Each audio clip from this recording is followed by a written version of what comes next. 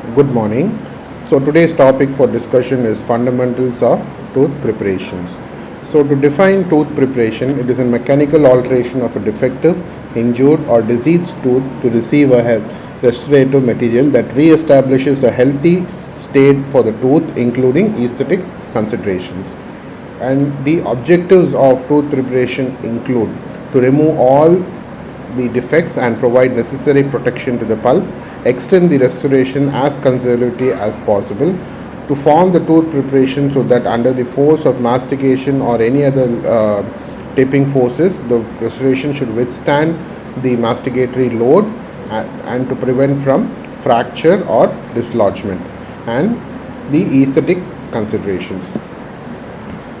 So there are certain terminologies we'll have to encounter during this subject, which include internal walls and external walls. So internal walls are prepared surface that does not extend to the external part of the tooth structure. So those include axial wall, pulp and pulpal wall. And the external wall is that of a prepared surface that extends to the external part of the tooth surface, such as a wall that takes the name of the tooth surface in that aspect. So those include enamel wall, dentin wall, or the gingival floor or gingival seal. So this schematic diagrams shows all the internals and in external walls. So next are the preparation angles. So basically there are two preparation angles in tooth preparation. One is the line angle and another is the point angle. Line angle is a junction of two planar surfaces, and point angles are a junction of three planar surfaces of different orientation. Before we move on to the principles of cavity preparation, we will first go through the classification how tooth preparations are differed. So it ranges from class 1 to class 6.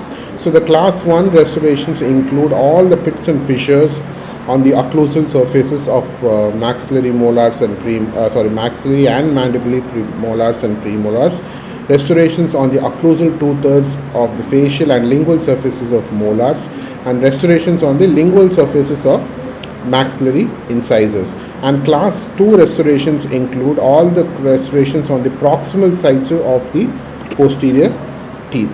And class 3 restorations are those restorations which are present at the proximal surfaces of the anteriors without involvement of the incisal angle or the incisal edge.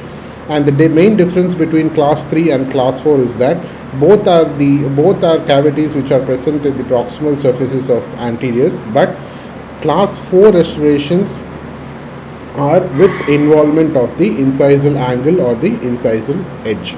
And class 5 restorations are all the restorations which are seen at the gingival thirds of the facial and lingual surfaces of all tooth. And class 6 restorations are those which are classified, which are not being mentioned in the above classes. So basically they are mostly found in the occlusal cusp tips of molars or the incisal edges of the anteriors, etc. So now we move on to the principles, that is initial and final stages in tooth preparation. First is the outline form and initial depth. So outline form and initial depth means it's the placement of the preparation margins in positions that they will occupy in the final preparation step, except for finishing of the enamel walls and margins.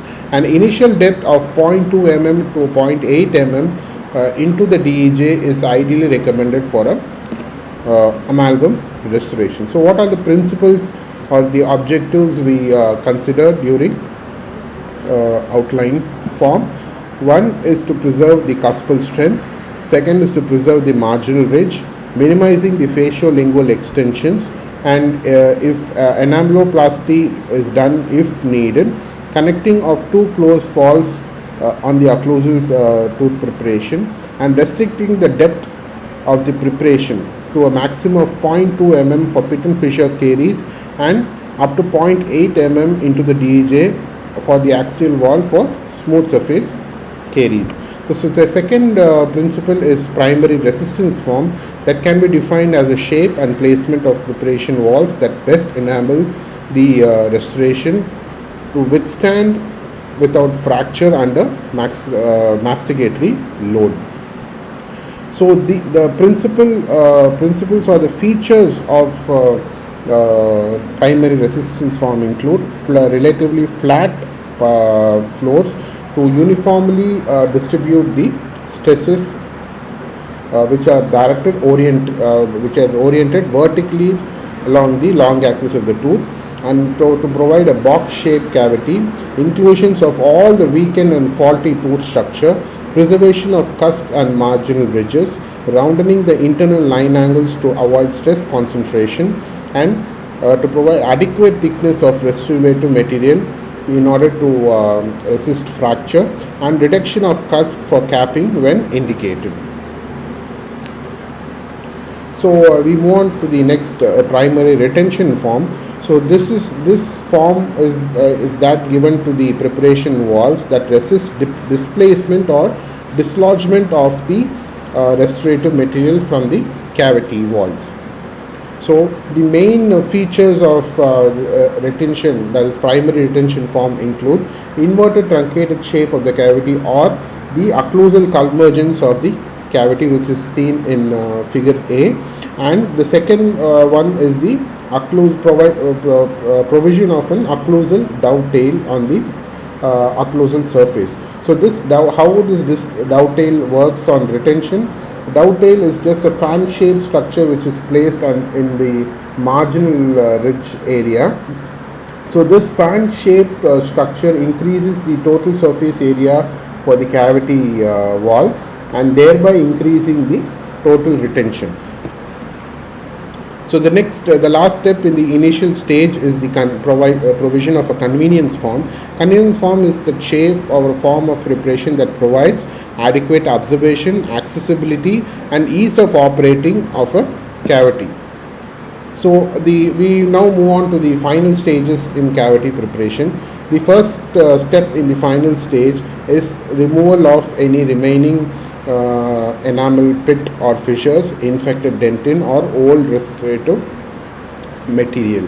So we do all this just to avoid any secondary caries. So the second step includes the provision of pulp protection.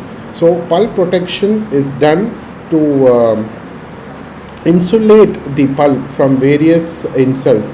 So the pulp can be affected thermally, electrically, mechanically, through bacteria, noxious substance, and chemical substances. So the agents in pulp protection are basically liners, bases, and varnishes. So these liners and bases, varnishes, they protect a barrier. They provide a barrier to the pulp, which protects the underlying dentin from noxious agents through restorative material or through thermal and electrical faults. So some examples of liners are calcium hydroxide, GIC, and examples for bases are zinc polycarboxylate, zinc phosphate, GIC, and examples of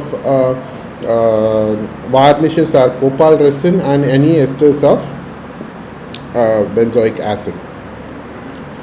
Then moving on to the secondary resistance and retention forms. These are additional resistance and retention features given to the cavity to enhance the retention. So basically this step of the provision of secondary resistance and retention forms are only given to extensive cavities which are very large in shape. So so we need to provide an extra aids in retention. So these include mechanical preparations in the cavity preparation, which includes retention locks, retention grooves and coves, and groove extension, skirts, beveled enamel margins, amalgam pins, slots, and steps. And when we move on to the bonded restorations, we do enamel wall etching and dentin treatment through dentin bonding agents. Then there is the procedure for finishing the external walls. So these objectives include to create best marginal seal between the restorative and the tooth interface, and to obtain a smooth margin or the smooth interface between the tooth and the restorative margins, and to provide maximum strength to the tooth and the restorative material at the KO surface margin. So these are the features. First we design the KO surface angle, the degree of smoothness or the roughness of the wall. The KO surface angle is placed at 90 degrees for amalgam restorations, and no bevels are to be given on the enamel margins for amalgam. Yes, generally no beveled enamel margins are provided for amalgam, since amalgam as a restorative material are weak at thinner sections. So the KO surface margin is always placed at 90 degrees for amalgam. So the final procedure include cleaning, inspecting and sealing of the cavity preparation. The usual procedure in cleaning is to free the preparation of visible debris with warm water through syringe, and to remove the visible moisture with a few light surges of air from the three-way syringe. Moisture contamination plays a very vital role in during compaction of amalgam. So once the cavity is prepared, so we need to inspect it finally to get it free from any moisture. So this sums up the principles of cavity preparation. Thank you for your patient listening.